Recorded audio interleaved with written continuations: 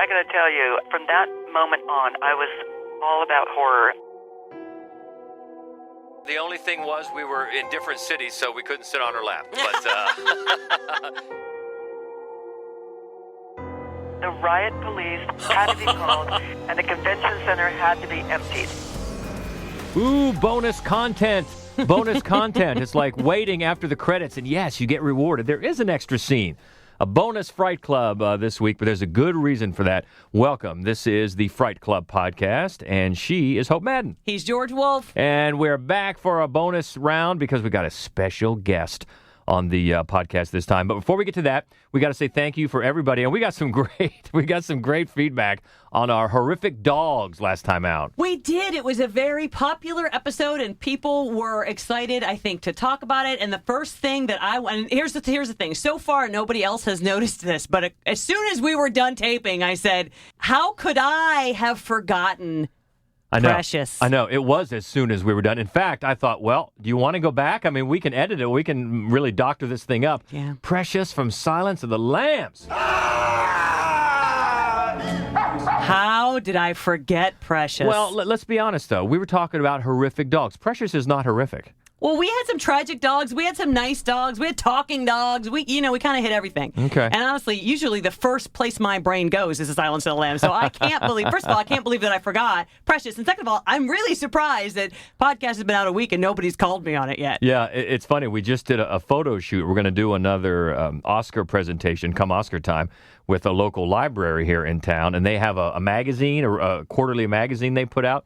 So they put us on the cover of it, which was very nice, and we had to go. Thank you, Upper Arlington Library. And so we did a cover shoot at their library, and they had us standing in amongst the DVDs. So we each I grabbed Die Hard, and you grabbed Silence of the Lambs. That's right. And we sat there and said, yeah, and we took the pictures with our favorite movies. So yeah, I'm surprised as well. I mean, I realize that I also didn't think of Precious, but for you not to think of Precious, that's a big deal. It is. That's a big deal. But I'm ashamed.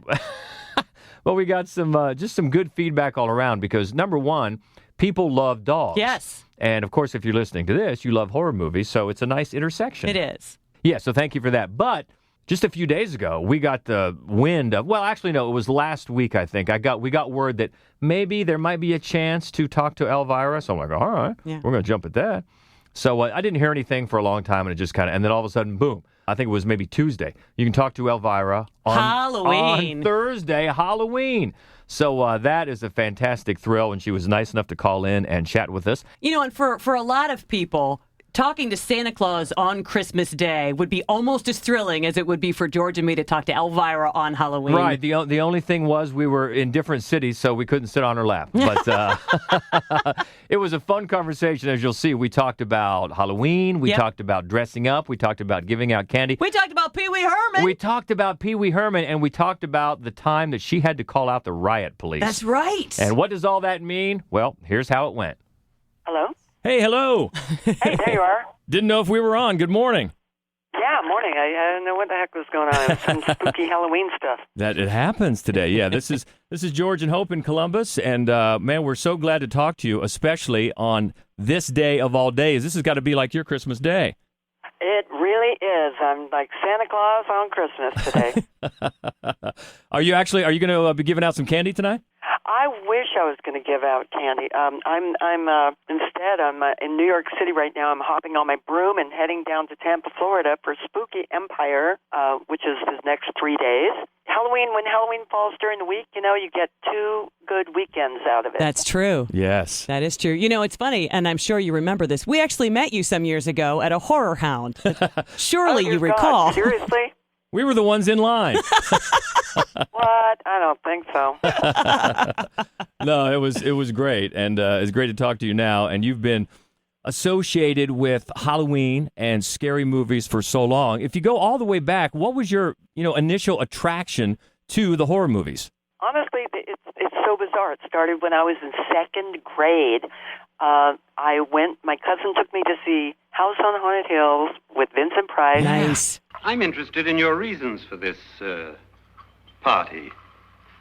Aside from the pleasant company. Ghosts, Doctor. I think everyone wonders what they would do if they saw a ghost. Dude, I got to tell you, from that moment on, I was all about horror. When my sisters were collecting Barbies, I was collecting the Wolfman, Frankenstein, Dracula models that I painted. I started buying Famous Monsters magazine, and I don't know, I got into Halloween so much from that moment on, and thank God I got into the right career, right? Right, exactly. Yeah, see, we knew you're good people. That's You're right. just good people. And actually, I mean, you've been a part of the horror community for such a long time. One of the things that George and I have noticed is just an insane number of really great horror films, and even just the last decade. I mean, do you think the same thing, and are there a couple of favorites that you have of the modern sort of films? Yeah, no, there are some fantastic movies coming out. I think more and more than ever. People love it all year round. It's not a Halloween thing only. Mm-hmm. I think some of my favorites in the last year or two were Get Out. Get out. Sorry, man. Get out! Yo! Rose, we gotta go. Is everything okay?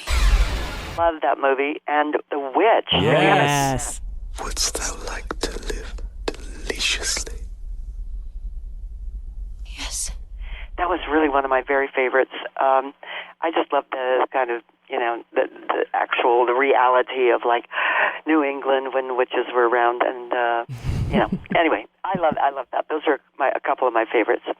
Yeah, but you still probably have a soft spot for the classics as well, I imagine. I do. I mean, when people ask me, what my favorite movies are, I love the old 50s and 60s classic horror movies. Some of them bad, low budget, whatever, Sure. but I love the naivety that goes along with it, the innocence and just the cheesiness of some of those movies. Totally agree. And actually, I was on your website the other day, Elvira.com, and if you didn't know, or if anybody didn't know that you've arrived as an icon, you have a Funko. That's a sure I sign. do. I have actually maybe the most Funkos. I'm not sure, but I have, oh my gosh, I think 7 or 8 of them out now, and I have a new one coming out today in Florida. Is that the one in the purple? Yes, that one's just going on sale today. And we hope that it's not as crazy as it was last year. They call it Funko Gate. People lost their minds when they stood in line. They even camped overnight to get one of these, and all of them were not delivered to the venue. Oh, no. People rioted. The riot police had to be called, and the convention center had to be emptied. And my manager, oh my God, my poor manager, he is lucky he was not lynched. Oh, Wow. no. Yeah, I'm not kidding. So damage control with the Funko department, I guess. Yeah. This year we hope it goes a lot more smoothly. We shipped those suckers a couple months ago.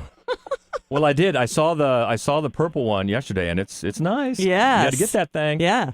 Yeah, it's sweet. You can already. It's funny. I guess apparently you can already buy them on eBay, even though they haven't been sold yet. Putting them up there in anticipation of turning them around, because Wow.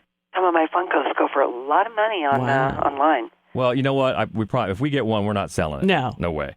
Awesome. Thank you. And what else? I know you've also got some other new stuff cooking. You've got a pinball machine?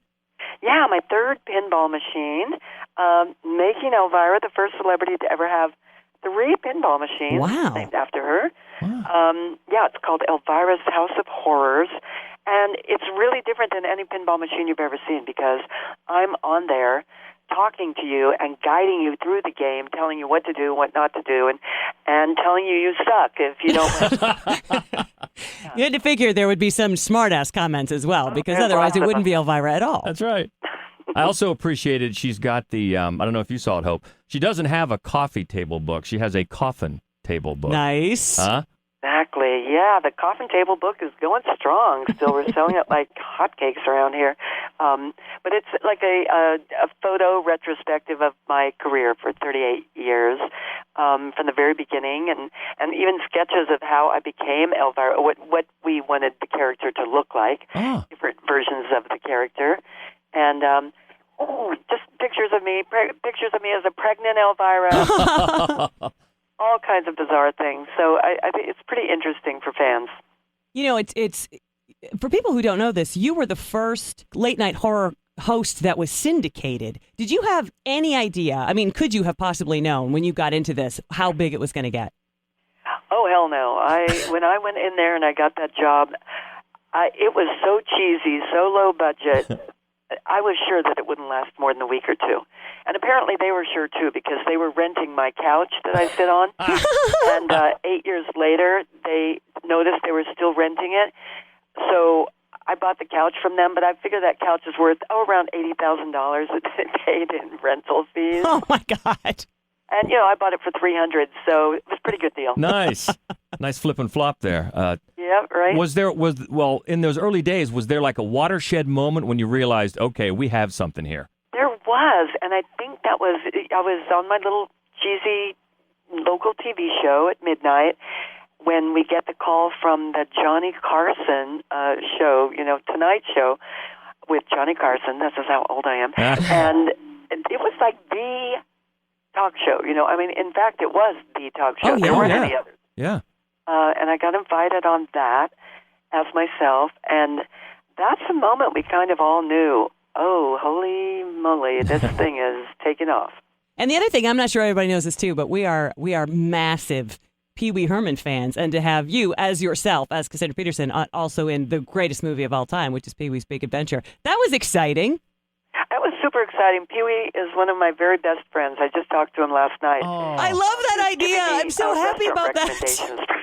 For Tampa, because he's from Florida originally. But yeah, Pee-wee is one of my best friends, and being in his movie was amazing. I wish he could have done a cameo in my movie, but we were both filming almost at the same time back then. Well, a little bit different, but he was involved in something that couldn't be in mine. But I did have a lot of groundlings. Pee-wee was in the Groundlings comedy improv group with me at the time.